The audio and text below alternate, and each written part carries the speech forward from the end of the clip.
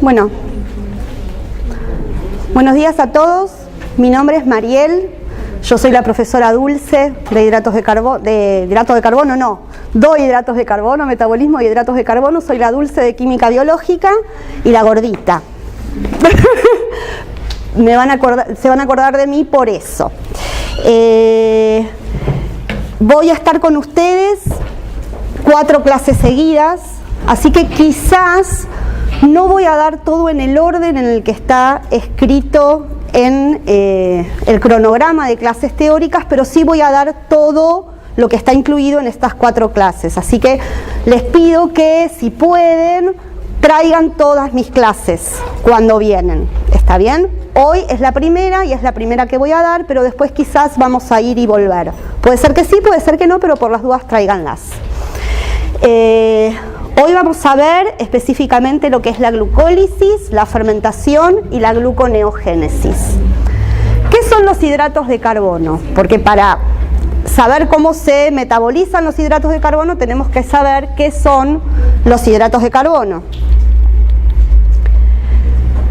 Todos vieron en química orgánica cuáles son las estructuras de los hidratos de carbono y vamos a hacer un pequeño repaso cortito.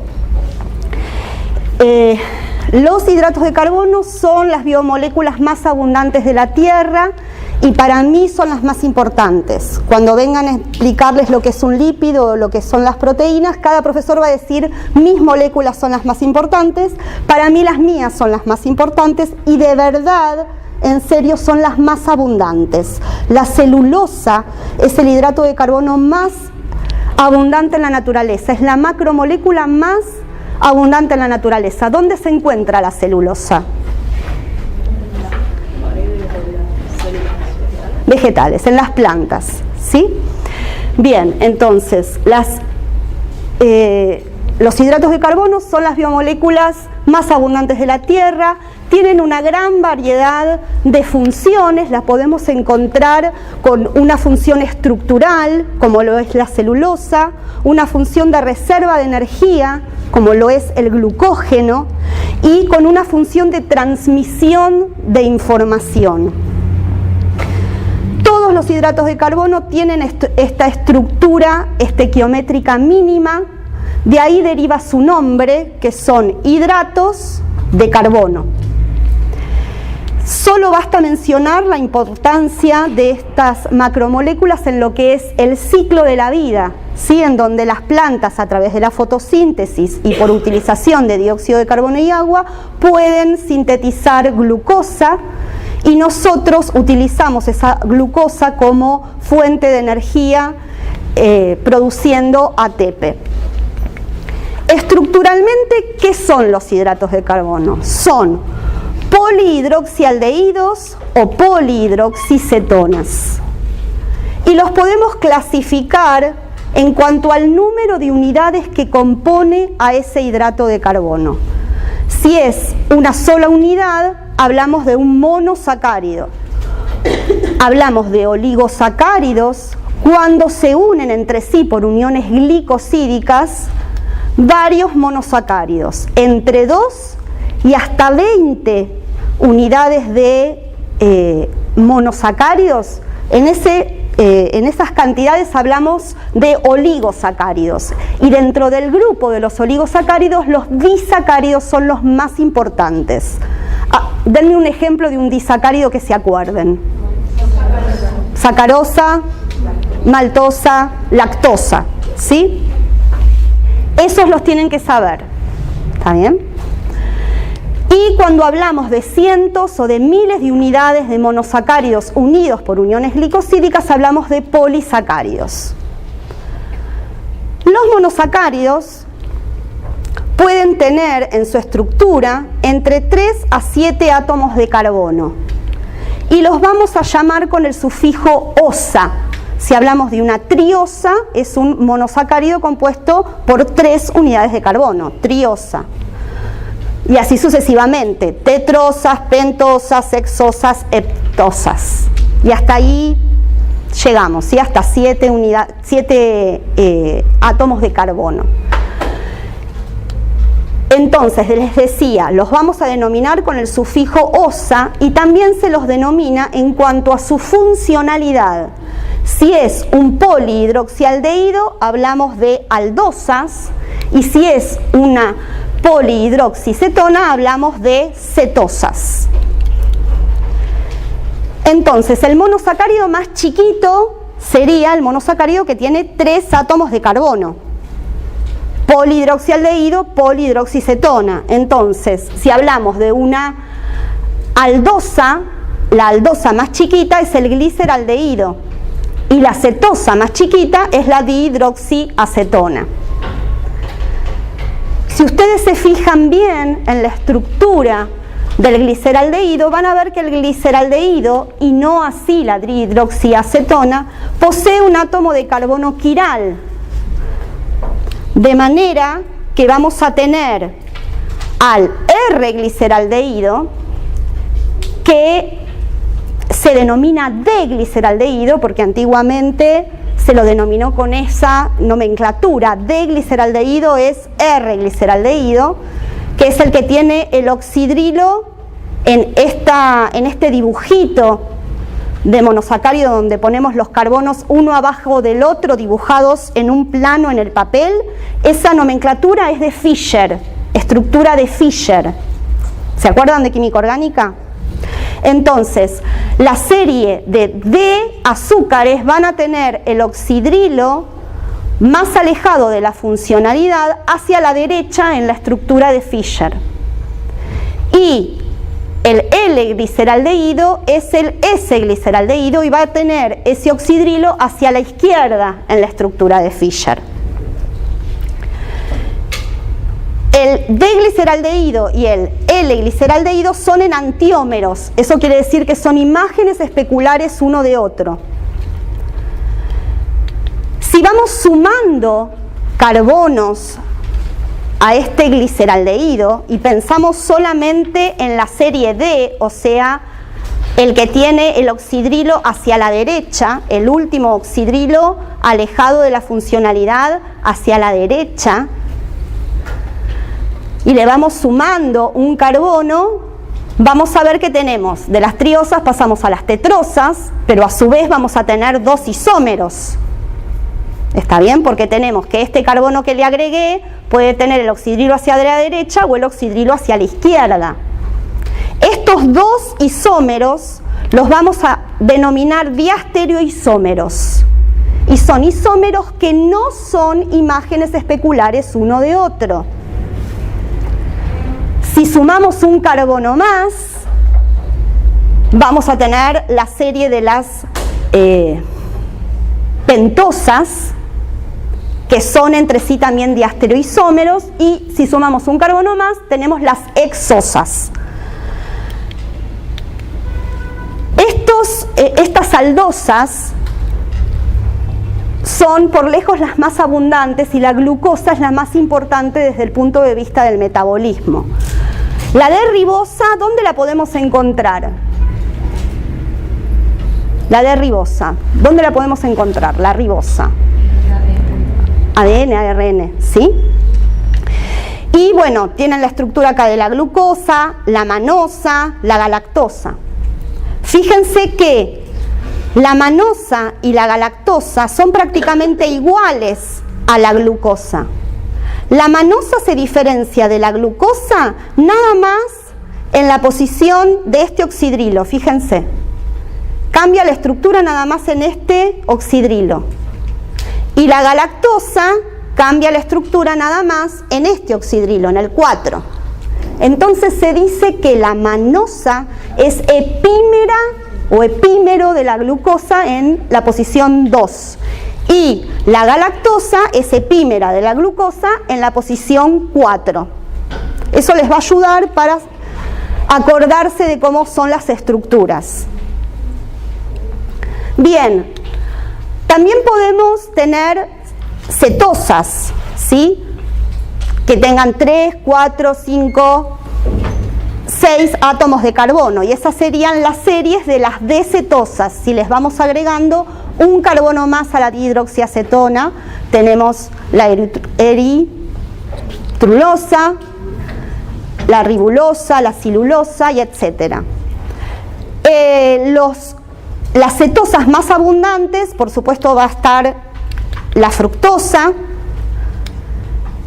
la cilulosa en las frutas, ¿sí? Y la ribulosa también formando parte de estructuras muy importantes dentro de las macromoléculas que ustedes van a ver.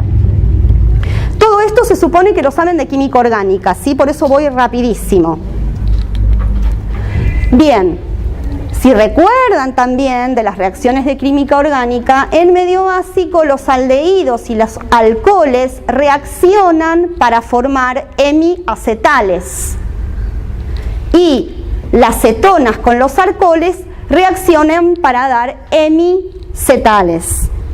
Estas reacciones en los monosacáridos ocurren intramolecularmente, porque tenemos la funcionalidad aldehído o la funcionalidad cetona en un extremo de la molécula y tenemos un montón de oxidrilos con los cuales este monosacárido puede ciclarse. Los ciclos más estables, ¿cuáles son? 5 o 6, ¿sí? Entonces van a formar ciclos de 5 o 6 átomos. Por ejemplo, miren a la glucosa.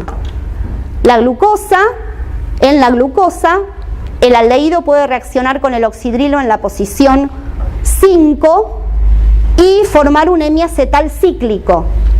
En este pasaje, el aldehído, el carbono aldehídico, pasa de configuración sp2 a configuración sp3.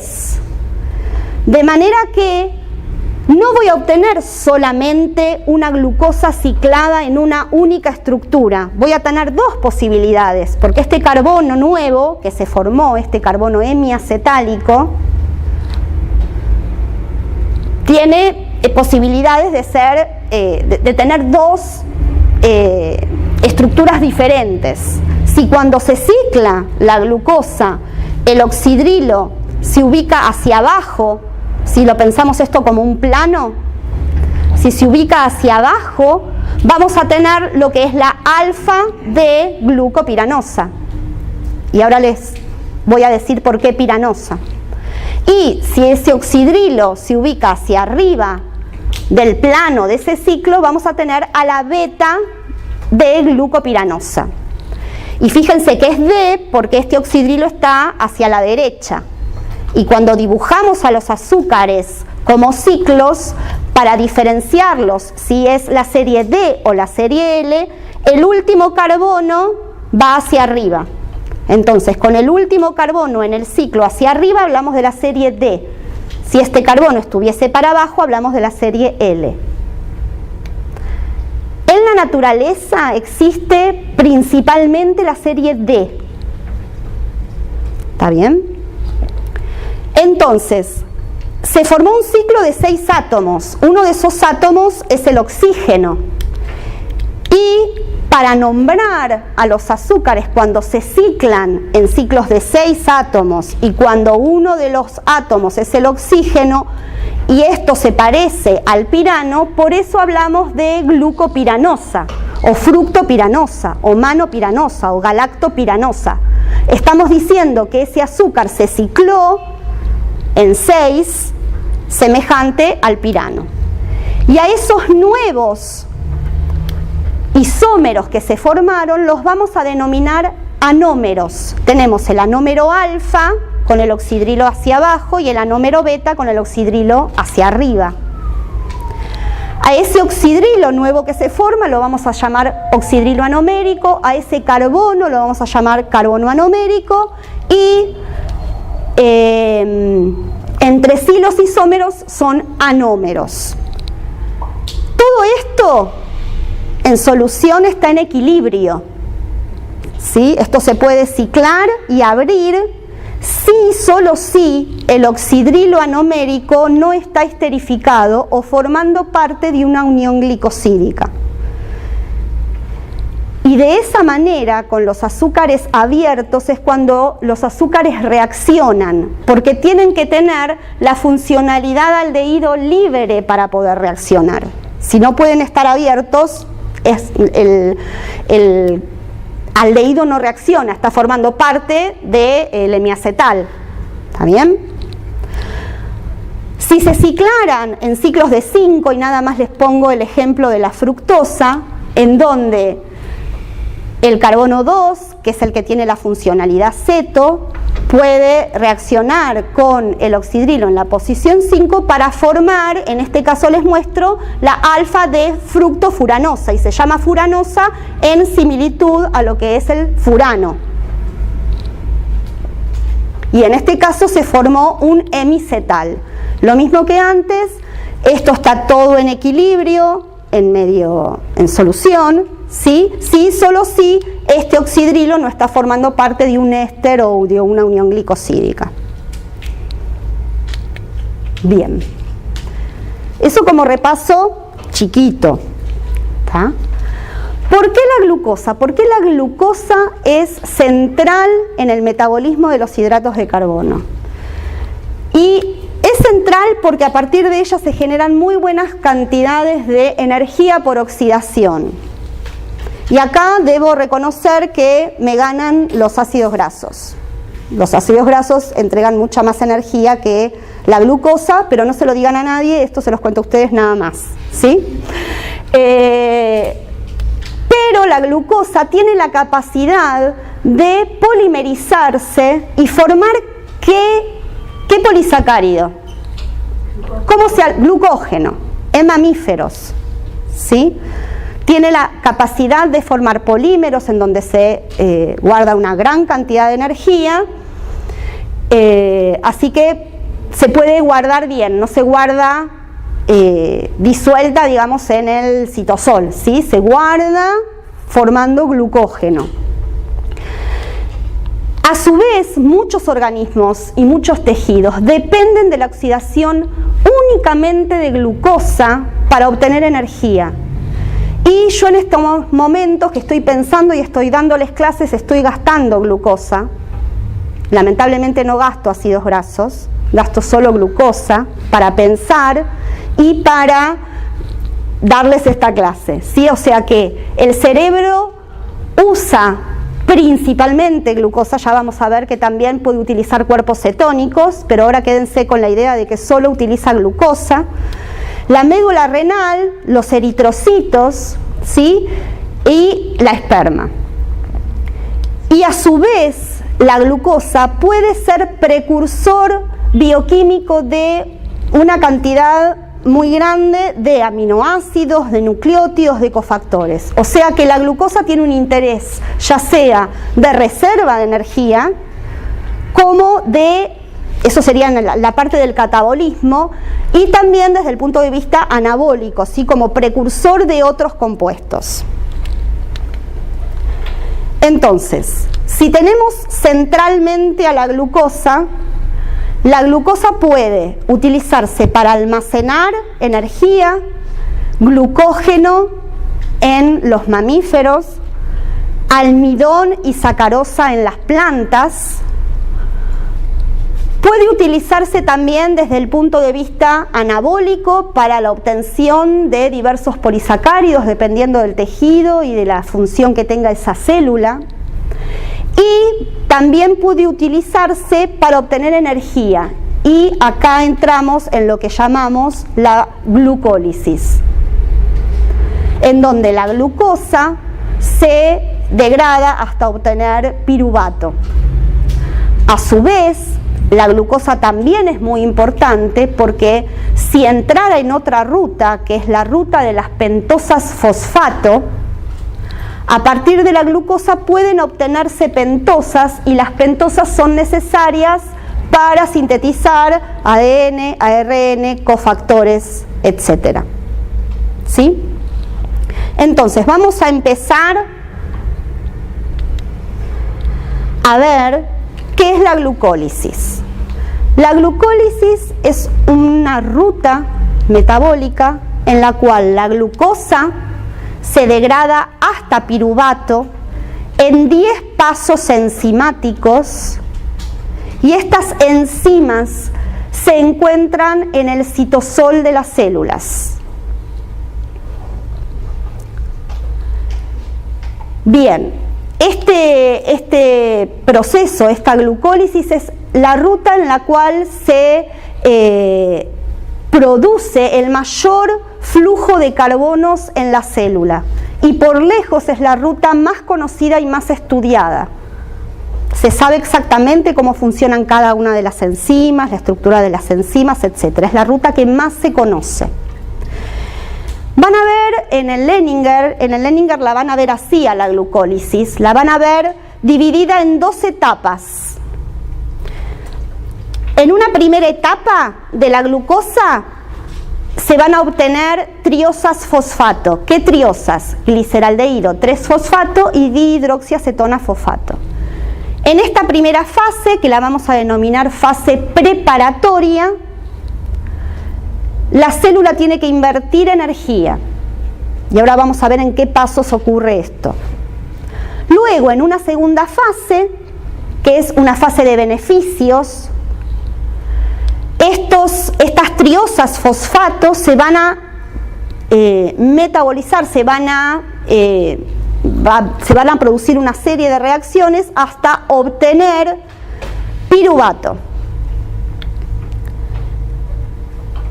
El hecho de que en los libros dividan a la glucólisis en dos fases, nada más es a los fines para aprenderla mejor. Está bien, la glucólisis es única. A mí no me importa que la dividan en dos o en tres fases, como lo hace el Strayer.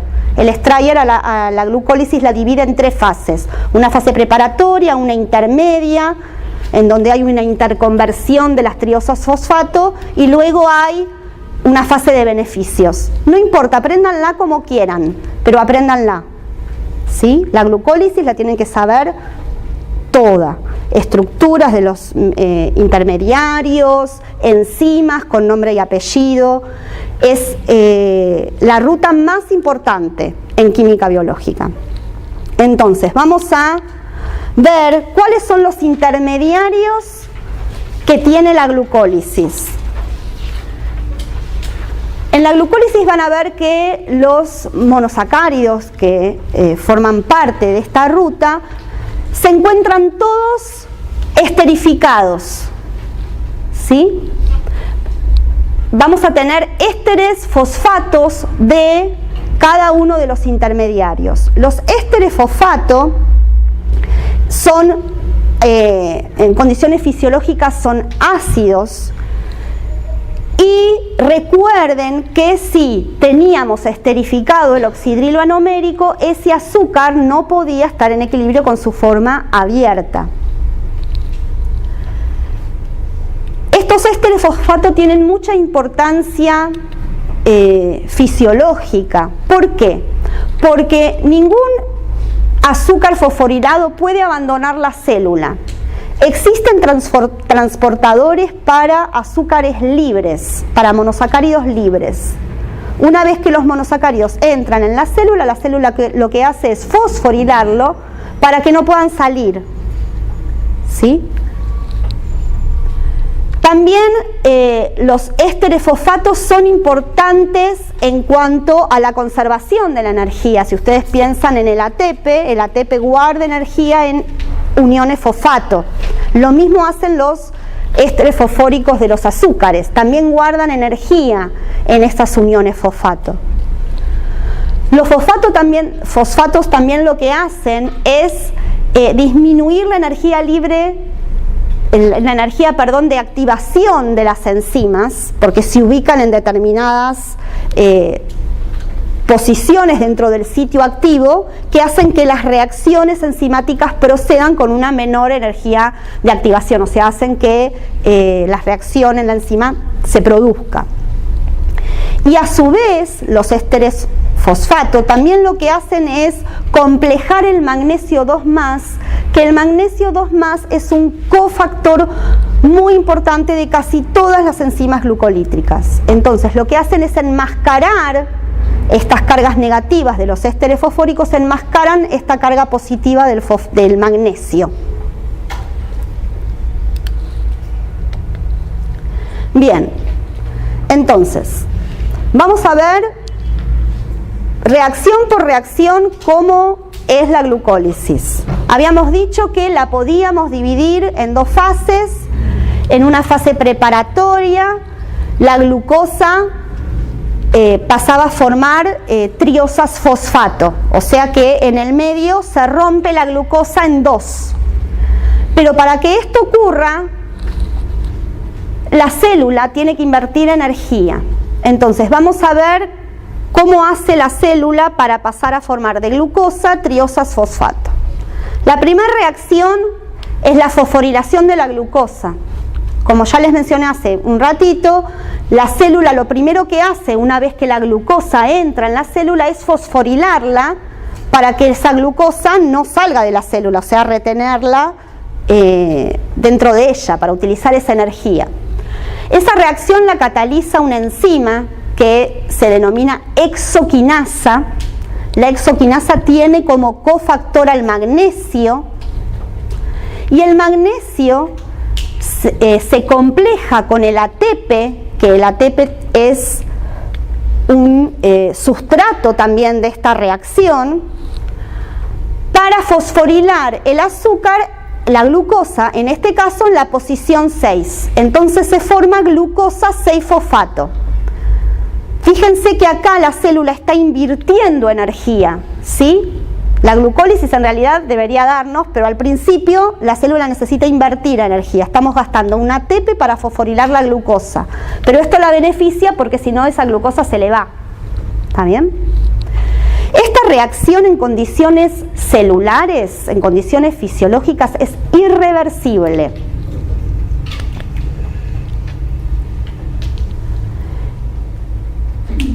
Bien.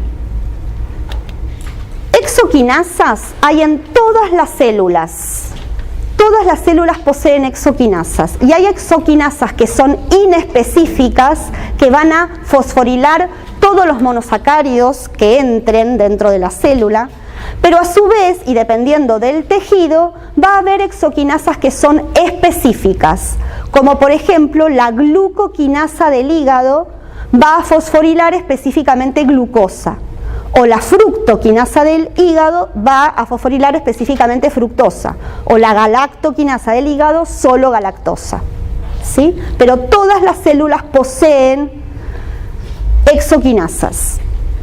Y la exoquinasa tiene una estructura como si fuera de Pac-Man.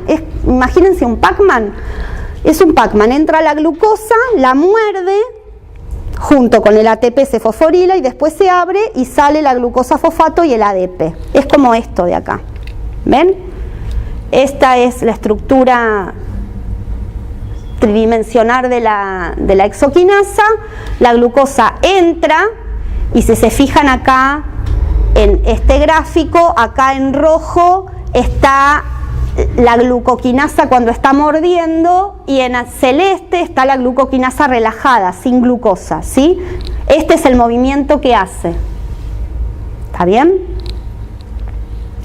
Bien, entonces el primer paso es de glucosa a glucosa 6-fosfato, la enzima que interviene es la exoquinasa y la reacción es irreversible en condiciones fisiológicas. Luego, ¿qué es lo que ocurre? Luego, la glucosa 6-fosfato, por acción de una isomerasa, fosfoxosa isomerasa, que tiene también magnesio 2+ como cofactor, pasa a formarse fructosa 6-fosfato. O sea que este fosfato, la funcionalidad, no el fosfato, la funcionalidad aldehído pasa a ser cetona, pasamos del carbono 1 al carbono 2. Y es una isomerización y esta reacción en condiciones fisiológicas es reversible. Para que se pase de la funcionalidad aldehído a ceto, ¿se acuerdan qué intermediario tenía que haber en el medio de química orgánica? Endiol se llama, ¿sí? Endiol, donde la doble ligadura del carbonilo pasa al carbono-carbono. Pero para que pase eso, ¿esto tiene que estar en un ciclo o tiene que estar abierto? Tiene que estar abierto. Entonces lo que hace la isomerasa es lo siguiente. La glucosa ciclada lo primero que hace es abrirse y la glucosa lineal entra dentro del sitio activo de la enzima, donde hay, no importa, aminoácidos que intervienen en la reacción, no importa que sepan cuáles, lo que sí me importa que entiendan es que esa glucosa tiene que abrirse, y en el sitio activo de la enzima lo que se produce es un endiol intermediario. ¿Sí ven? La doble ligadura está carbono-carbono. Antes la doble ligadura estaba acá, ahora la doble ligadura está acá, y luego la doble ligadura pasa al carbono 2. Una vez que se formó la fructosa 6-fosfato lineal, esta se cicla y sale del sitio activo de la enzima. ¿Estamos? Bien. Entonces, ya tenemos de glucosa pasamos a formar glucosa 6-fosfato con la hexoquinasa, de glucosa 6-fosfato pasamos a formar fructosa 6-fosfato con ¿cuál enzima? Isomerasa, y ahora pasamos de fructosa 6-fosfato a fructosa 1,6-bisfosfato. Fíjese que estamos haciendo una fosforilación. Tenemos que fosforilar nuevamente al monosacárido. Y aquí gastamos nuevamente ATP. Esta enzima se denomina fosfofructoquinasa 1. Es muy importante desde el punto de vista regulatorio de la glucólisis. Esta reacción está estrictamente regulada, y cuando hablamos de regulación es que regulamos a las enzimas, ¿sí? Y una vez que se forma fructosa 1,6-bisfosfato, lo más probable es que ese azúcar siga la ruta de la glucólisis, ¿sí? Esta reacción es irreversible en condiciones fisiológicas, y esta enzima, la fosfofructoquinasa 1, es una enzima alostérica. Ustedes vieron lo que son las enzimas alostéricas, cuyos efectores o moduladores positivos son ADP y AMP. ¿Esto qué quiere decir? Si tengo en la célula mucho ADP y mucho AMP, ¿qué quiere decir? Que la célula ¿qué necesita? Necesita ATP, o sea, quiere decir que de esto hay mucho. Entonces, si de esto hay mucho, se activa la fosfofructoquinasa 1 para que esta reacción ocurra. También es modulador positivo de esta enzima la ribulosa 5-fosfato, y en particular en el hígado la fructosa 2,6-bifosfato. Y ya vamos a ver la clase que viene cómo y por qué la fructosa 2,6-bifosfato es modulador alostérico de la fosfofructoquinasa 1. Parece que estoy hablando en un trabalenguas, ¿no? Pero ya se van a acostumbrar. Salud. Y moduladores negativos son, por supuesto, el ATP. Si hay ATP no es necesario usar esa fructosa 6-fosfato o esa glucosa para degradarla, ¿sí? Me la guardo para otra cosa. Y ácidos grasos, porque si puedo degradar ácidos grasos, no degrado glucosa. Entonces, esta enzima actúa en un punto principal de la regulación de la glucólisis. Es un punto principal de la regulación de la glucólisis. Y esta reacción es irreversible en condiciones celulares. ¿Cuántas irreversibles vamos? La primera, hexoquinasa, era irreversible. La segunda, de la isomerasa, reversible. Y esta es irreversible, ¿sí? Luego, ahora ya tenemos fructosa fructosa 1,6-bifosfato. Lo que va a ocurrir ahora es la lisis, ¿sí? La ruptura entre los carbonos 4, entre los carbonos 3 y 4 del monosacárido, ¿sí? Esta reacción la cataliza una enzima que se denomina aldolasa, y las aldolasas catalizan reacciones de condensación aldólica, o en este caso es la inversa de una condensación aldólica. Para este lado es inversa de condensación aldólica, pero como esta reacción es reversible, también lo que puede hacer es unir a los productos, en este caso, para volver a formar la fructosa 1,6-bifosfato. Aldolasas hay varios subtipos, ¿sí? subtipo 1 que lo vamos a encontrar en animales y plantas, y hay otros subtipos de aldolasas 2 que los vamos a encontrar en hongos y bacterias. El ejemplo que yo les voy a mostrar ahora de cómo actúa la aldolasa, cómo es el mecanismo de ruptura, es de la 1, ¿sí? No de la 2. Entonces, esta reacción es reversible. Por supuesto, si tengo que tener alguna reacción con este azúcar, lo primero que tiene que hacer la enzima, ¿qué es? Abrirla, ¿sí? Entonces, tengo la fructosa 1,6-bifosfato que entra dentro del sitio activo de la enzima en forma abierta. Lo que hace la enzima primero es formar una base de Schiff. Con una lisina del sitio activo forma una base de Schiff, no importa que sepan esto, ¿sí? Forma una base de Schiff y lo que viene luego es una translocación de electrones, una reorganización electrónica, y esto va a hacer que esta base de Schiff quede unida en el sitio activo y este intercambio de electrones y esta catálisis haga que se rompa entre los carbonos 3 y 4, esta unión. Entonces, van a quedar unidos en la enzima los carbonos 1, 2 y 3 y se va a liberar del sitio activo, va a quedar libre los carbonos 4, 5 y 6. Esto se rompe acá y se libera los carbonos 4, 5 y 6. Fíjense que lo primero que sale del sitio activo de la enzima es el gliceraldehído 3-fosfato. Entonces, el gliceraldehído 3-fosfato se lleva los carbonos 4, 5 y 6 de la glucosa. Ahora bien, esta base de Schiff se va a reordenar, se va a isomerizar y se va a liberar estos carbonos, se van a liberar estos 3 carbonos del sitio activo de la aldolasa, formando la dihidroxiacetona fosfato. Entonces, lo primero que se libera es el gliceraldehído 3-fosfato, que son los carbonos 4, 5 y 6. El carbono 4 vendría a ser el carbono aldehídico del gliceraldehído.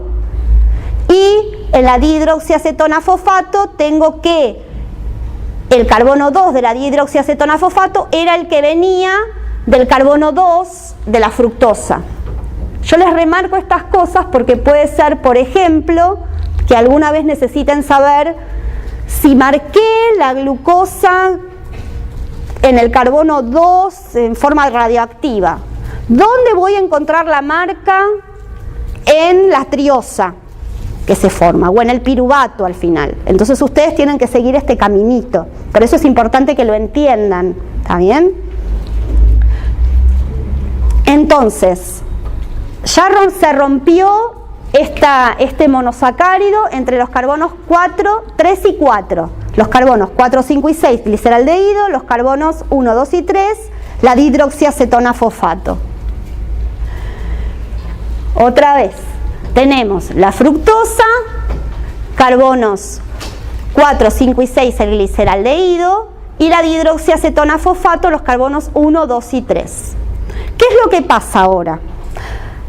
Lo que continúa en la glucólisis, ¿sí? Lo que se sigue degradando es el gliceraldehído 3-fosfato. Entonces, lo que ocurre es que hay una triosa isomerasa que convierte a la dihidroxiacetona fosfato en gliceraldehído, porque la célula tiene que aprovechar todos los carbonos de la glucosa para obtener energía, ¿sí? Nada se desprecia en la célula, ¿está bien? Entonces hay una triosa fosfato isomerasa que convierte a la dihidroxiacetona fosfato en gliceraldehído 3-fosfato. ¿Me explico? ¿Sí? Bien, entonces, fíjense en la estructura de la dihidroxiacetona fosfato. Esta funcionalidad ceto, que va a tener que pasar a ser aldehído con un endiol intermediario, ¿sí? Como pasa siempre, si pasamos de ceto a aldehído con endiol intermediario. doble ligadura va a ir para arriba para formar un aldehído o va a ir para abajo. Tiene que ir para abajo porque acá está fosforilado. ¿Sí? ¿Me siguieron?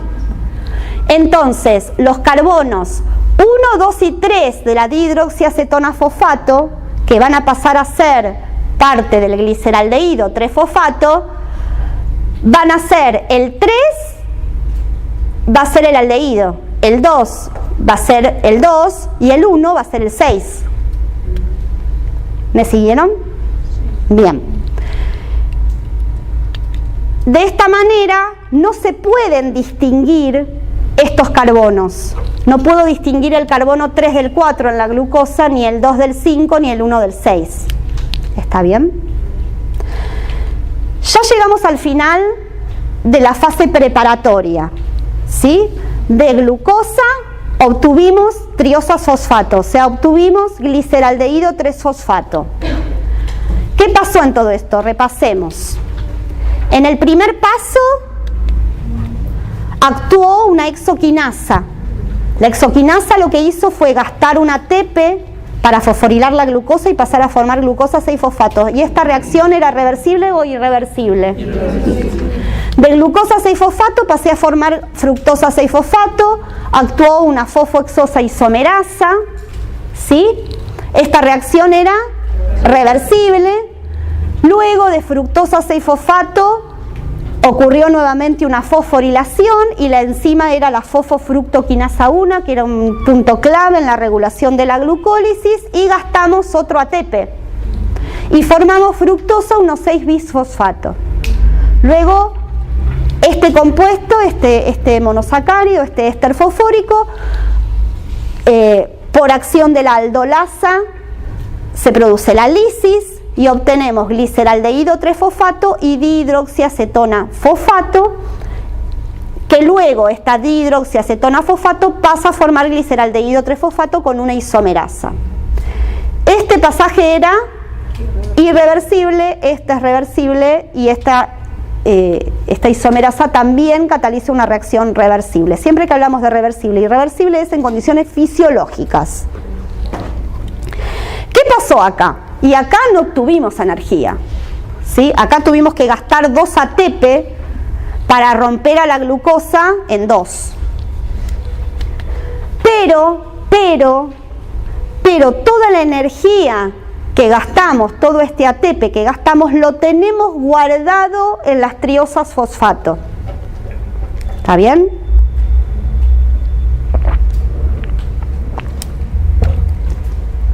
Ahora bien, lo que continúa en la fase de beneficios es el gliceraldehído 3-fosfato. Pero ahora todos los cálculos que tenemos que hacer los tenemos que hacer por 2. Porque por mol de glucosa obtenemos 2 moles de gliceraldehído 3-fosfato. Así que tengamos en cuenta eso para poder hacer el cálculo final de lo que es el rendimiento de la glucólisis, ¿sí? Entonces, vamos a ver ahora paso por paso esta fase. Primero lo que ocurre es que el gliceraldehído 3-fosfato reacciona con fosfato inorgánico. Acá entra fosfato en la glucólisis, se necesita fosfato, pero no hay problema porque en la célula hay mucho fosfato.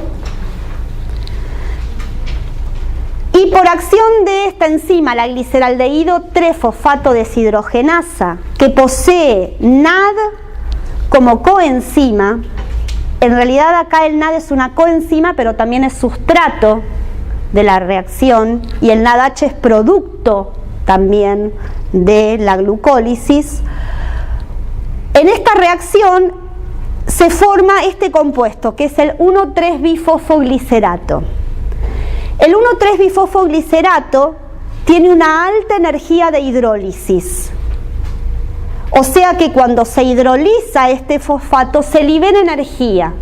¿Y para qué sirven este tipo de compuestos? Aquellos compuestos que cuando se hidrolizan liberan energía. ¿Para obtener qué?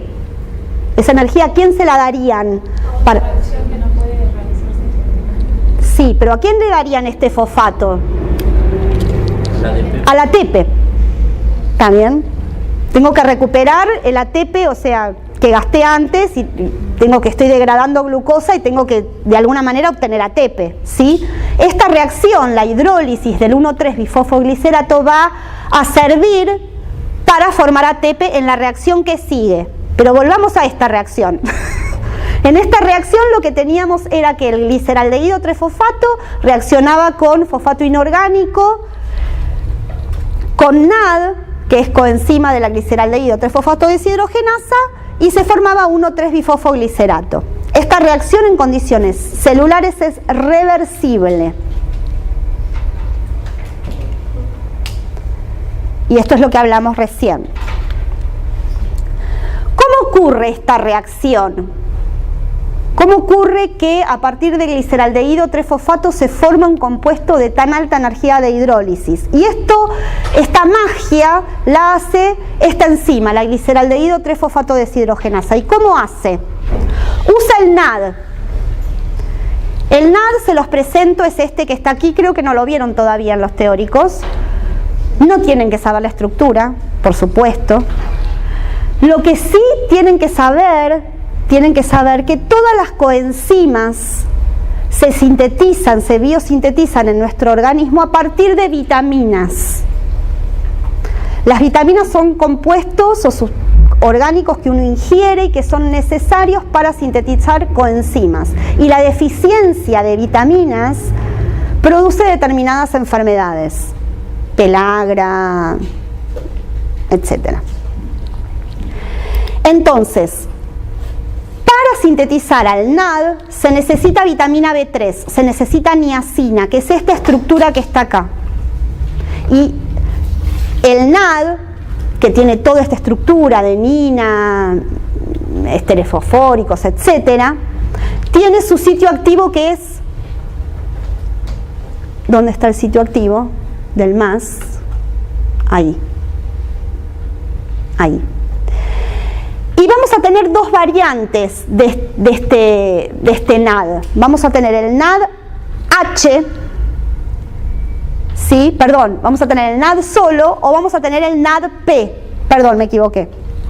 El NAD o el NAD-P. O sea que si en este lugar tenemos un hidrógeno, es el NAD, eso quería decir. Y si tenemos un fosfato, ese es el NAD-P.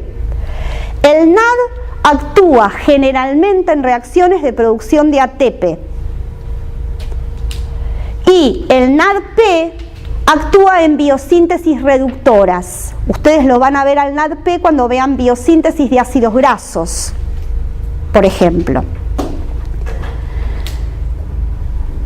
Lo que tienen que tener en cuenta es que la concentración de NAD en el citosol de la célula es muy baja, ¿sí? Es muy baja. 10 no veo. Es menor a 10 a la menos 5 molar y es muy inferior a la concentración de glucosa. O sea que la célula tiene que tener sí o sí, para que la glucólisis pueda ocurrir, porque yo acá estoy usando NAD, siempre tiene que tener NAD. Entonces, si lo gasto con un poco de glucosa, tiene que haber mecanismos celulares que reemplacen ese NAD que gasté, ¿sí? Porque si no se corta la glucólisis. Entonces, la gliceraldehído 3-fosfato deshidrogenasa tiene al NAD como coenzima. Supongamos que este es el sitio activo de la gliceraldehído 3-fosfato deshidrogenasa y en su sitio activo existe una cisteína. No importa la posición, importa que existe esa cisteína. El gliceraldehído entra dentro del sitio activo de la enzima y lo primero que ocurre es la formación de un tiohemiacetal. Esto se forma, tiohemiacetal. Los acetales y los hemicetales se podían formar entre aldehídos o cetonas con grupo alcohólico, ahí formaba hemiacetales, y si en vez de reaccionar con oxidrilos reaccionan con sulfidrilos, se forman tiohemiacetales. Los tiohemiacetales son más lábiles, es más fácil romper esa unión que romper una unión hemiacetálica. Entonces, lo que ocurre en ese sitio activo es que se forma un tiohemiacetal. Luego de que se forma ese tiohemiacetal, esto reacciona con el NAD toma un hidrógeno, un hidruro, ¿sí? Y se forma NADH. Entonces, el NAD se reduce y el tiohemiacetal se oxida a tioéster. Acá se produce la oxidación en el sitio activo de la enzima. Luego, ese NADH sale del sitio activo, entra un nuevo NAD en el sitio activo para que el ciclo continúe, y lo que se produce es una fosforólisis. Cuando hablamos de fosforólisis es un ataque del grupo fosfato a un carbonilo. ¿Sí? Es ataque del fosfato al carbonilo y se produce la liberación del 1,3-bisfosfoglicerato. Y la enzima ya tiene el NAD nuevamente para volver a producir el ciclo. Entonces, dentro del sitio activo de la enzima se produce una oxidación y una fosforólisis. El NAD es coenzima, pero también es sustrato de la enzima, y se necesita también fosfato en este paso. Entonces, ya tenemos al 1,3-bifosfoglicerato. Como ya les adelanté anteriormente, ¿para qué se va a usar la hidrólisis de ese fosfato del 1,3-bifosfoglicerato? Para obtener ATP. Esa reacción la cataliza la fosfogliceratoquinasa, que por supuesto siempre que hablamos de ATP y enzimas glucolíticas y quinasas, magnesio, cofactor, ¿sí? Magnesio como cofactor. Entonces el 1,3-bifosfoglicerato reacciona con ADP, que en este caso el ADP es sustrato de la enzima, y se forma 3-fosfoglicerato y ATP. Esta reacción también es reversible. Esta reacción de formación de ATP con sustratos y enzimas solubles las vamos a llamar fosforilación a nivel de sustrato. Y es distinta a la obtención de ATP que van a ver en la fosforilación oxidativa, que es por gradiente de protones. Entonces, cuando hablamos de síntesis de ATP con sustratos y enzimas, hablamos de fosforilación a nivel de sustrato. ¿Y cuántos ATP obtengo acá? Por mol de glucosa. 2, o sea que ya recuperé en este paso los 2 que ya gasté. ¿Sí? Porque recuerden que esto es por 2. La reacción de la gliceraldehído 3-fosfato deshidrogenasa junto con esta reacción de la fosfogliceratoquinasa es un típico ejemplo de canalización de sustrato. Las dos enzimas no se encuentran separadas en el citosol, están juntas. Y el 1,3-bifosfoglicerato pasa del sitio activo de la primera enzima inmediatamente al sitio activo de la segunda. Fíjense, si tuviese las dos enzimas separadas, el 1,3-bifosfoglicerato tendría que salir al citosol de la célula para después encontrarse con la próxima enzima. Y eso no ocurre. Sale de una enzima, supongamos que este es el gliceraldehído 3-fosfato y esta 3-fosfato deshidrogenasa y esta es la quinasa, sale de una enzima e inmediatamente va hacia la otra. Es como si el 1,3-bifosfoglicerato fuera el intermediario en la reacción de directamente la formación de 3-fosfoglicerato. Es como si se pasara de gliceraldehído 3-fosfato directamente a 3-fosfoglicerato. Ambas reacciones y toda la reacción es reversible en condiciones celulares. Y fíjense que interviene fosfato, interviene NAD, interviene ADP y se forma NADH y se forma ATP. ¿Cuántos NADH se forman? 2. Los NADH también son importantes desde el punto de vista energético, ¿sí? Porque luego vamos a poder obtener ATP a partir de esos NADH. Bien, entonces, esta reacción es como si fuese una única reacción y es reversible. Sí. ¿De dónde, en qué paso sale ese protón ahí? O sea, Este de acá, porque tenés NAD más, sale de acá. De la oxidación. Sale de la oxidación. En algún momento interviene agua, sale de ahí. Pero siempre que se forma NAD, es NADH más protón. ¿Está bien? Si querés lo vemos después, pero...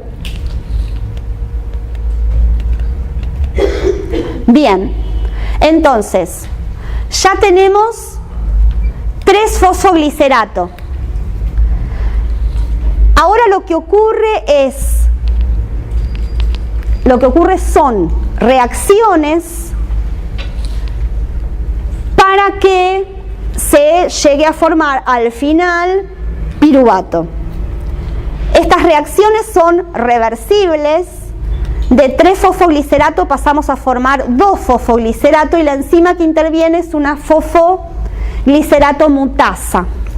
Esta reacción, si uno la ve así a simple vista, uno dice, bueno, este fosfato pasa de la posición 3 a la posición 2. Uno podría pensar eso, pero en realidad lo que hace la enzima no es eso. La enzima lo que hace es una reacción ping-pong. ¿Lo vieron en la clase de enzimas? Escuché un sí y un no, pero no importa, lo voy a explicar. Una reacción ping-pong es una reacción, toma la vos, dámela a mí. Toma la vos, dámela a mí. Entonces lo que hace la enzima es lo siguiente. Inicialmente la enzima, este es el sitio activo de la enzima, estas son histidinas que están en su sitio activo. Inicialmente una de las histidinas está fosforilada. Entonces entra 3-fosfoglicerato en el sitio activo y lo que hace la enzima es ceder primero un fosfato. Entonces en el sitio activo de la enzima se forma 2,3-bisfosfoglicerato. Y luego la otra histidina del sitio activo toma el fosfato de la posición 3. Y se forma 2-fosfoglicerato y nuevamente la enzima queda fosforilada. ¿Sí? Fosforilan, defosforilan. Fosforilan, es ping-pong. ¿Está bien? Eso se llama así. Generalmente las mutasas actúan de esa manera. Bien, entonces se formó 2-fosfoglicerato y esta reacción es reversible en condiciones fisiológicas. Hasta ahora, ¿cuántas irreversibles teníamos? ¿Cuáles eran? La exoquinasa y la fosfofructoquinasa 1. Bien, el resto hasta ahora son todas reversibles. Luego lo que sigue es una hidrólisis del 2-fosfoglicerato por acción de una enolasa. Se produce una hidrólisis, se libera agua y se forma fosfoenolpiruvato. Este compuesto, el fosfoenolpiruvato, de la misma manera que el 1,3-bifosfoglicerato, por hidrólisis de este fosfato entrega mucha energía. ¿Para qué me va a servir eso? Para sintetizar ATP. ¿Sí? La reacción que sigue está catalizada por la piruvatoquinasa. Es una reacción irreversible, es la última, es la número 10, o sea que tenemos reacción 1, exoquinasa irreversible, fosfofructoquinasa 1 irreversible.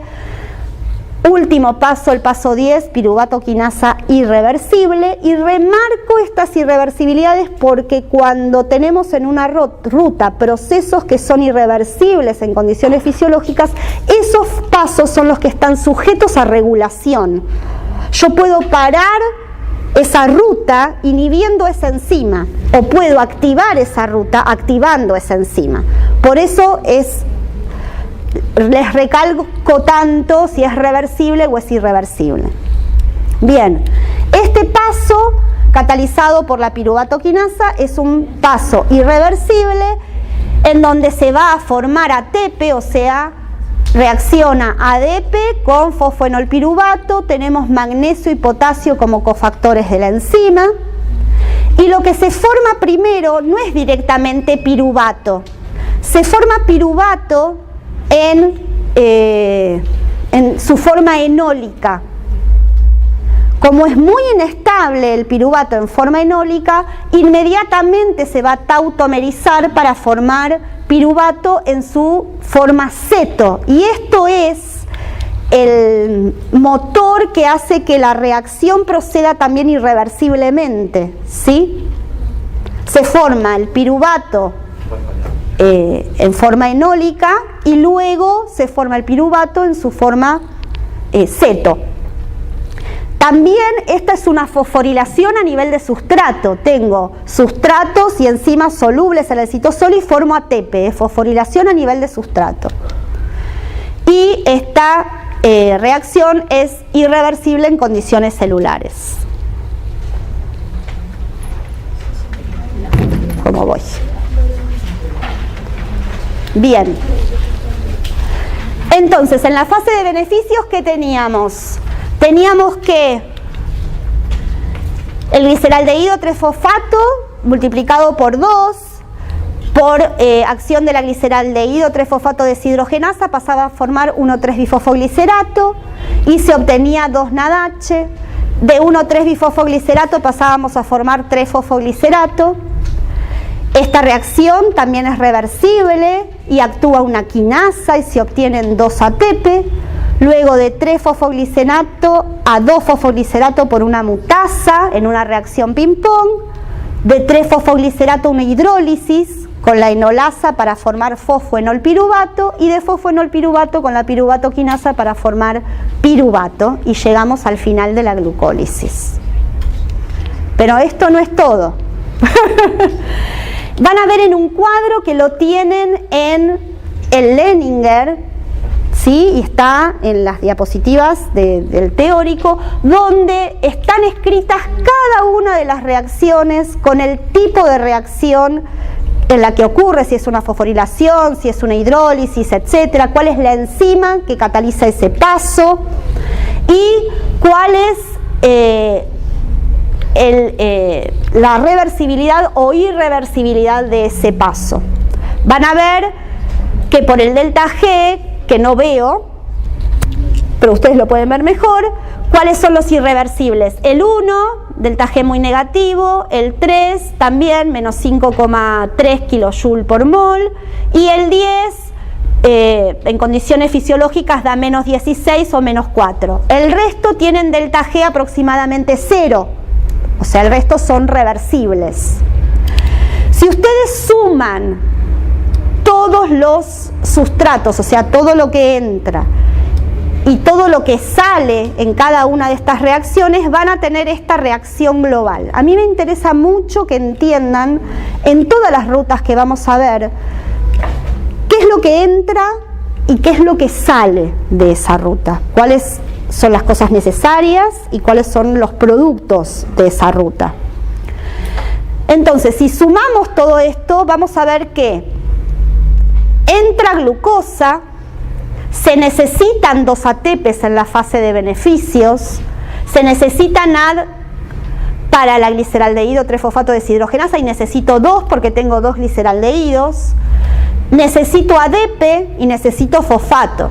Y lo que voy a obtener son 2 piruvatos, 2 NADHs, 4 ATPs, 2 aguas y 2 ADPs también, que vienen de la fase de beneficios.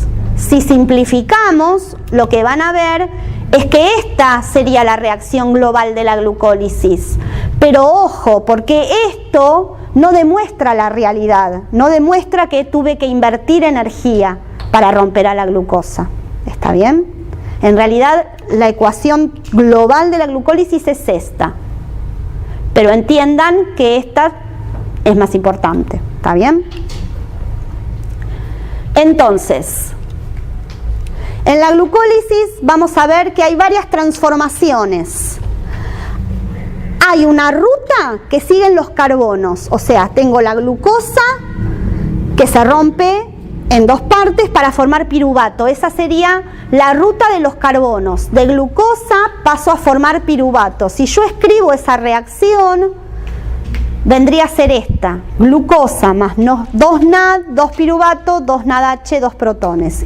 Esta reacción tiene este delta G muy negativo, o sea que es un proceso, este es un proceso irreversible, con un gran descenso de energía libre. Hay una ruta que siguen los fosfatos, o sea, estoy formando ATP, estoy usando ATP primero, pero a su vez estoy sintetizando ATP en este proceso de glucosa a piruvato. Obtengo 2 ATPs y para esto necesito energía para formar fosfato. Y hay otra ruta que siguen los electrones, y en los electrones entra el NADH, en realidad el NADH que se produjo acá. Y esta ruta de los electrones va a variar dependiendo si me encuentro en condiciones aeróbicas o en condiciones aeróbicas. O sea, lo que sigue haciendo ese NADH que se obtuvo en la glucólisis va a depender de en qué condiciones se encuentra la célula. ¿Me siguieron? Sí. En la primera vos entregás energía, no, en la de los carbonos. En la de los carbonos no, en realidad obtenés energía.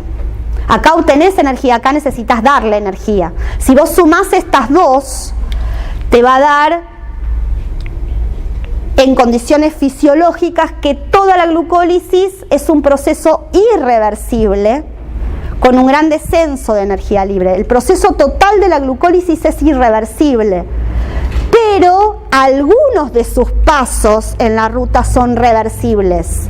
¿Entienden eso? ¿Entienden? El proceso global es irreversible, pero algunos de los pasos son reversibles. Bien, se durmieron. Díganme la verdad. Y si me dicen que están atentos, yo no les creo nada. Comamos una tortita. Así nos despertamos. Entonces, cuando comemos una torta o cuando comemos glucosa, ¿dónde se empieza a degradar el azúcar? En la boca. ¿Por acción de qué? Estamos así como que encima es el mediodía y voy a tomar jugo. Alfa-amilasas. Nosotros degradamos hidratos de carbono que están unidos por uniones alfa. Y si no me entienden ahora, me van a entender cuando tengan el trabajo práctico de hidratos de carbono. ¿Sí? Pero recuerden que nosotros rompemos uniones alfa. Entonces tenemos las alfa-amilasas salivales que van a romper uniones alfa, que son las uniones que tiene el almidón y que tiene el glucógeno, ¿sí? No así la celulosa. Nosotros no podemos degradar la celulosa porque tiene uniones beta. Entonces empezamos a romper esos azúcares en la boca. Luego esta alfa-amilasa salival se va a inactivar en el pH ácido del estómago,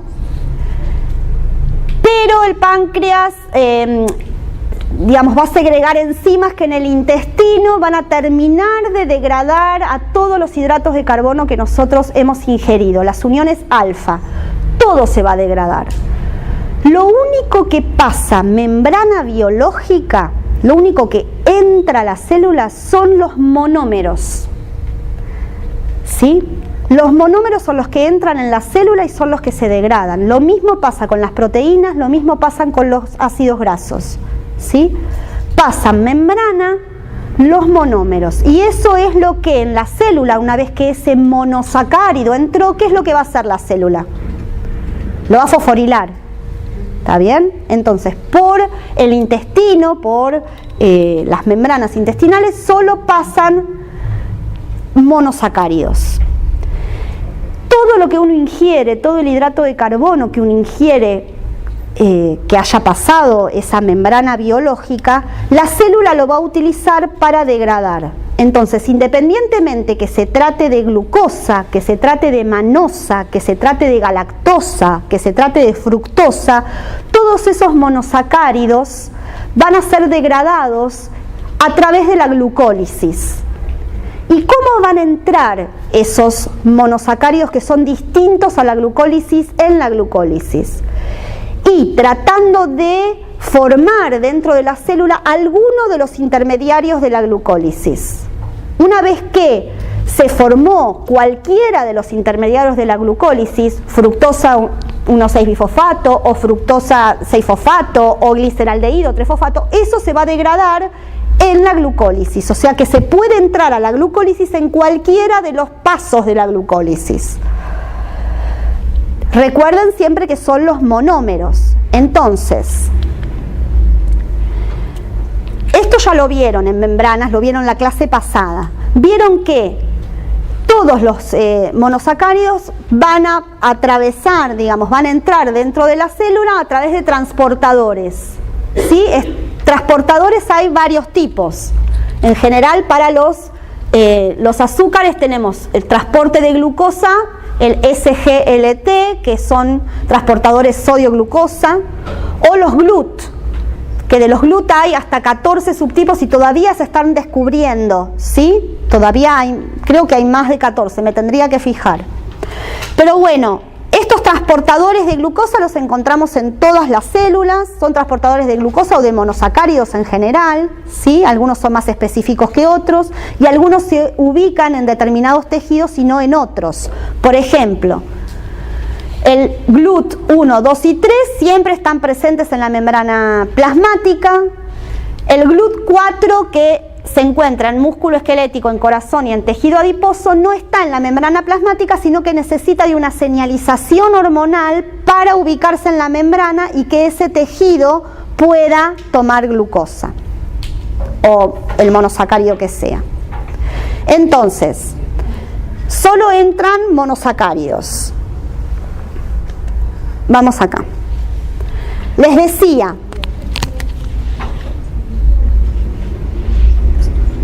todos los monosacáridos pueden entrar dentro de la glucólisis y la glucólisis es esta, si ven, de glucosa 6-fosfato pasamos a formar fructosa 6-fosfato, fructosa 1,6-bifosfato, gliceraldehído 3-fosfato. Estos son intermediarios de la glucólisis.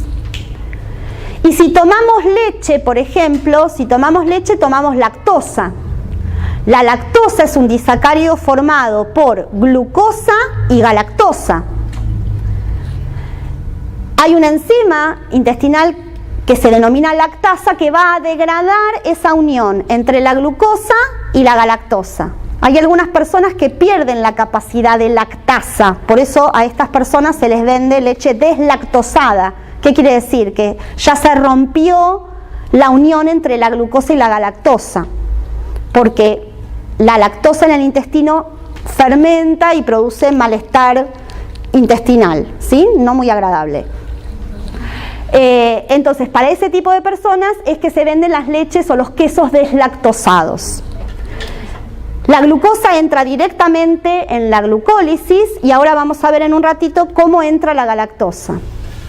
Pero si tomamos un café con azúcar, por ejemplo, el azúcar es la sacarosa, hay una enzima intestinal que es la sacarasa que va a degradar a la sacarosa para formar fructosa y glucosa. La glucosa entra directamente en la glucólisis y la fructosa va a seguir un caminito distinto si está en el hígado o si está en otros tejidos, y ahora vamos a ver cuáles. Y si comemos alguna fruta, algunas frutas tienen manosa y fructosa y celulosa también, la manosa también va a entrar dentro de la glucólisis, o sea que la célula no desperdicia nada. ¿Qué es lo que pasa si comemos un bife? ¿Qué es lo que hay en el músculo? ¿Qué hidrato, qué polisacárido hay en el músculo? ¿Cómo se guardaba la energía? En el glucógeno, ¿sí? Si comemos un bife y que tiene glucógeno, el glucógeno que nosotros ingerimos se va a degradar totalmente hasta glucosa, porque el glucógeno es un polisacárido formado únicamente por glucosa. Entonces el glucógeno que nosotros ingerimos se degrada totalmente en el intestino. Y lo que se va a absorber es la glucosa que viene de ese glucógeno. Distinto es el glucógeno que nosotros almacenamos en el hígado y en el músculo, que ya vamos a ver cómo se forma y se degrada. Entonces, distinto es cómo se degrada el glucógeno que nosotros tenemos dentro del organismo como reserva de energía al glucógeno que nosotros ingerimos por boca. ¿Está bien? Bien. Entonces, veamos cómo entran estos monosacáridos en la glucólisis. Y les recuerdo lo que ya vimos al principio de la clase.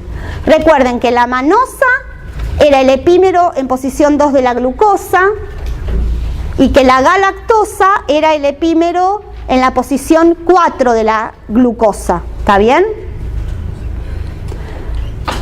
Ahora tengo que pasar de acá a algo de acá. Y de acá tengo que pasar acá. Y algunas veces es fácil eso, metabólicamente, y otras veces no es tan fácil. ¿Qué pasa con la fructosa? ¿Qué pasa con la fructosa que viene de la sacarosa o de lo que comemos en la fruta? Y la fructosa en todos los tejidos menos en el hígado, una vez que entra en la célula va a actuar una exoquinasa, que ya les mencioné que exoquinasas hay específicas e inespecíficas. En este caso, en cualquier tejido, cualquier exoquinasa puede fosforilar a la fructosa, se forma fructosa 6-fosfato, gasto un ATP, como ya sabemos que se gasta, por ejemplo, cuando entra glucosa en la célula, y se forma fructosa 6-fosfato. La fructosa 6-fosfato es un intermediario de la glucólisis, o sea que esto entra directo en la glucólisis. En el hígado ocurre un caminito un poco distinto. En el hígado actúa la fructoquinasa, que es específica para la fructosa, y en este caso lo que se va a fosforilar no es la posición 6, sino la posición 1. Se forma fructosa 1-fosfato. Aquí lo que ocurre es lo siguiente. Una aldolasa específica de la fructosa 1-fosfato también va a romper la unión entre los carbonos 3 y 4. Y se va a formar gliceraldehído, pero no fosforilado, y dihidroxiacetona fosfato. Esta dihidroxiacetona fosfato entra directamente a la glucólisis porque con una isomerasa, la triosa fosfato isomerasa, forma gliceraldehído 3-fosfato, pero el gliceraldehído que no está fosforilado hay que fosforilarlo y ahí gasto ATP y esa enzima es una triosa quinasa.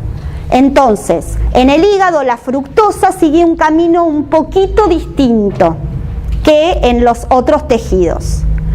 ¿Qué pasa con la manosa?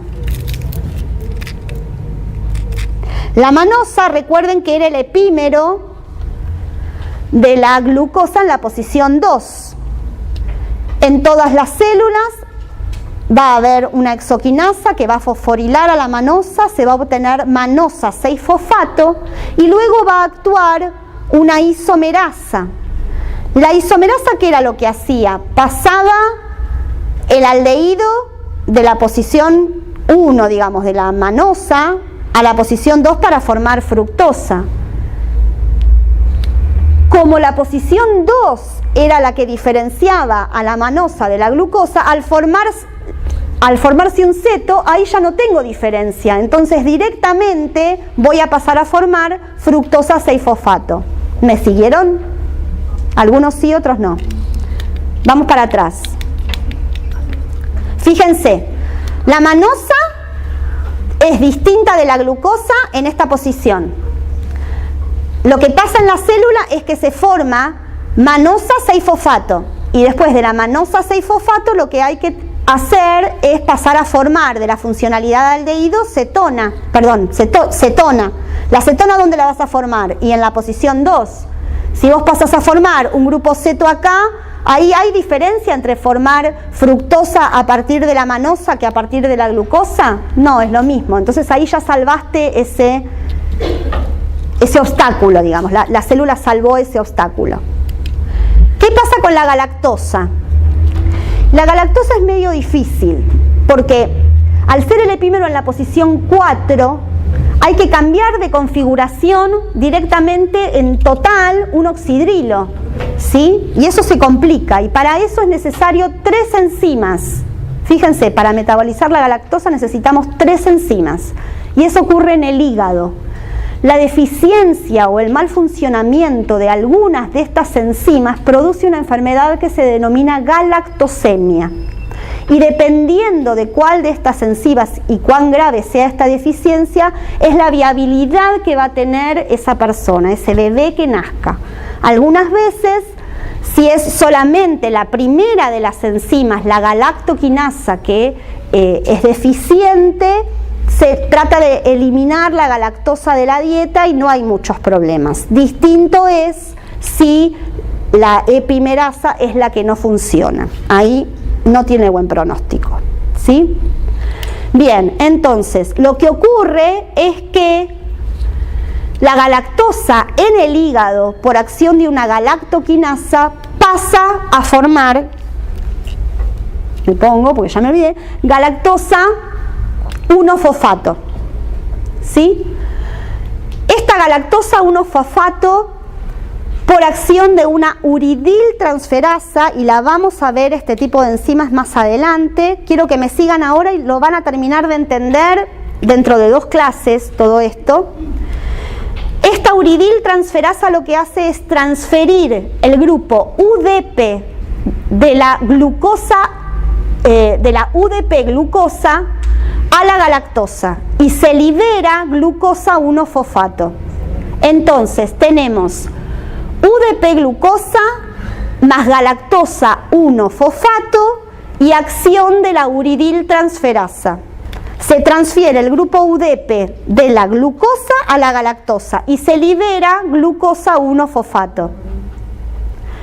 Luego, esta UDP glucosa, por acción de una epimerasa, lo que va a pasarle es que en esta enzima, este carbono que tiene el oxidrilo hacia arriba, ¿sí? Primero lo que va a pasar en esta enzima es que se oxida y se forma un grupo ceto en esa posición, por acción de esta enzima.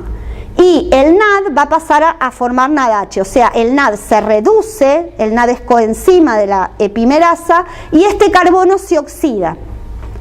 Y luego, en la misma enzima, este carbonilo se reduce con una inversión de la configuración y se forma UDP glucosa. O sea, si invierto la configuración, pasé de galactosa a glucosa. Y acá interviene nuevamente el NADH que se formó acá. Acá en el Leninger está mal esta flecha. Es al revés, ¿sí? El NADH se oxida y el carbonilo se reduce. Le encontré un error al Leninger. Corrijan eso, ¿sí? Entonces, lo que se formó acá es UDP glucosa. Esta UDP glucosa vuelve a reaccionar nuevamente con la uridiltransferasa con una nueva glucosa 1-fosfato. Y aquí fíjense, chicos, que se libera glucosa 1-fosfato. Este es el producto de todo este pasaje. Entra galactosa, reacciona con UDP glucosa, se libera glucosa 1-fosfato, se vuelve a formar UDP glucosa y es un ciclo. Se libera glucosa 1-fosfato. Entra, se forma UDP glucosa, se libera glucosa 1-fosfato. Entra galactosa, se libera glucosa 1-fosfato. En todo este ciclo. ¿Está bien? Bien. Llegamos hasta piruvato. Vamos a ver fermentación, ¿sí? Lo que sigue de esta clase lo vemos la clase que viene. Vamos a terminar de ver fermentación. 5 diapositivas. Una vez que se formó el piruvato, a partir de la glucólisis, este piruvato va a tener distintos caminos que pueda seguir, ¿sí? Si estamos en condiciones aeróbicas, en una célula que tiene mitocondrias, ¿sí? Ese piruvato va a pasar a formar acetil-CoA dentro de la mitocondria, se va a descarboxilar y este acetil-CoA va a entrar en el ciclo del ácido cítrico y se va a degradar totalmente. Esto es en condiciones aeróbicas en células que tienen mitocondria. Ahora, ¿qué pasa en aquellas células que no tienen mitocondria, como los eritrocitos, en la retina o en el músculo en condiciones de hipoxia, o sea, cuando tiene poco oxígeno, en una contracción vigorosa? Ahí lo que ocurre es que el piruvato, que se formó a partir de la glucosa, va a pasar a formar lactato, en lo que denominamos fermentación láctica. Eso es en el músculo, en condiciones de hipoxia y en tejidos que no tienen mitocondrias. En otros microorganismos, por ejemplo la levadura de cerveza, muy importante la levadura de cerveza, porque ¿qué produce? Alcohol. El piruvato pasa a formar etanol y dióxido de carbono en estas levaduras o en otros microorganismos, y también lo denominamos fermentación. En este caso fermentación alcohólica y en este caso fermentación láctica. Estas dos fermentaciones no son las únicas fermentaciones que existen, sí son las más importantes fisiológicamente, ¿sí? Hay otras fermentaciones que vamos a ver dentro de un ratito algunos ejemplos que son importantes desde el punto de vista industrial. ¿Y por qué son importantes las fermentaciones? Las fermentaciones ocurren es universal, hace millones de años que ocurre la fermentación. La fermentación ocurre antes de que existiera oxígeno. ¿Se imaginan por qué es importante la fermentación? ¿Para qué sirve la fermentación? ¿Qué era lo que se producía en la glucólisis? Que había muy poquito en la célula y que si no había eso, la glucólisis se frenaba. NADH. Estoy gastando el NAD para producir NADH. Si yo no vuelvo a tener NAD, la glucólisis se frena. Y eso es lo que hace la fermentación. Vuelve a recuperar el NAD utilizado en la glucólisis. Por eso en las fermentaciones no hay cambio de oxidación en la célula, ¿sí? No cambian las concentraciones de NAD ni de NADH y ocurren en todas las células, ¿sí? Es universal la fermentación. Entonces, vamos a ver lo que sería la fermentación láctica. En la fermentación láctica teníamos que de glucosa pasábamos a tener piruvato en la glucólisis y en la glucólisis producíamos 2 NADH. Ese piruvato luego en la fermentación pasa a formar lactato, 2 lactatos, y utilizamos este NADH para formar NAD. Entonces tenemos de la glucólisis, ¿qué es lo que nos brinda? La glucólisis, pasamos de glucosa a piruvato, o sea, de 6 átomos de carbono a 3, y obtenemos ATP, obtenemos 2 ATP y tenemos que recuperar este NAD, este NADH, y esto lo usa, ¿qué enzima? La lactato deshidrogenasa. Esta es una única enzima que forma lactato a partir de piruvato y recicla el NAD para que la glucólisis pueda continuar. Esta enzima, la lactato deshidrogenasa, cataliza la reacción y es reversible. Lo que pasa que uno aquí la ve irreversible, más irreversible que reversible, porque depende de las condiciones en las cuales esté la célula, ¿sí? Pero esta enzima es muy importante tanto en la ida como en la vuelta, porque si se acumula mucho lactato y el músculo empieza a tener oxígeno, también ese lactato puede pasar a formar piruvato. ¿Pregunta? No, levantó la mano, pensé que era una pregunta. Eso es lo que ocurre en el músculo, ¿sí? En el músculo se produce lactato. ¿Y qué pasa con ese exceso de lactato que hay en el músculo luego de una contracción vigorosa? No se queda en el músculo. ese lactato pasa al torrente sanguíneo y va hacia el hígado, y el hígado toma ese lactato para producir nuevamente piruvato, también por acción de la lactato deshidrogenasa, y puede producir a su vez nuevamente glucosa por la ruta de la gluconeogénesis, que no voy a llegar hoy a dárselas, pero la vemos la clase que viene. Entonces, a este ciclo en donde el lactato sale del músculo y va hacia el hígado para reciclarse, lo denominamos ciclo de Cori. Cori eran unos hermanos que descubrieron por primera vez esta ruta, este ciclo. Bien, otra de las fermentaciones importantes que vamos a ver es la fermentación alcohólica. En la fermentación alcohólica actúan dos enzimas distintas. Primero se produce una descarboxilación y esta reacción es irreversible, si no es reversible acá, esto también está mal en el Leninger, es irreversible, donde la enzima que actúa es la piruvato descarboxilasa, y la piruvato descarboxilasa tiene como coenzima a la tiamina pirofosfato, eso es TPP, tiamina pirofosfato. También magnesio como cofactor, se produce la descarboxilación, ¿sí? Esta descarboxilación, y lo que se obtiene es acetaldehído. Y luego actúa la alcohol deshidrogenasa, y esta es la enzima que recicla el NADH, ¿sí? Utiliza el NADH de la glucólisis para obtener nuevamente NAD y que la glucólisis continúe, y se obtiene etanol al final de esta fermentación.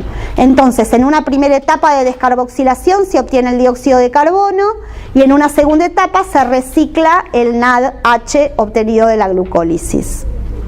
Si uno piensa en la reacción global, ¿sí? Cuando hablamos de fermentación y en reacción global, en la reacción global no vamos a ver al NAD, porque el NAD es lo que reciclamos, pero sí lo que vamos a ver es el ATP que obtenemos de la fosforilación a nivel de sustrato de la glucólisis. Es la única energía que se obtiene en la célula, es la única energía en forma de ATP que obtiene la célula en la fermentación, porque no tenemos fosforilación oxidativa, ¿sí?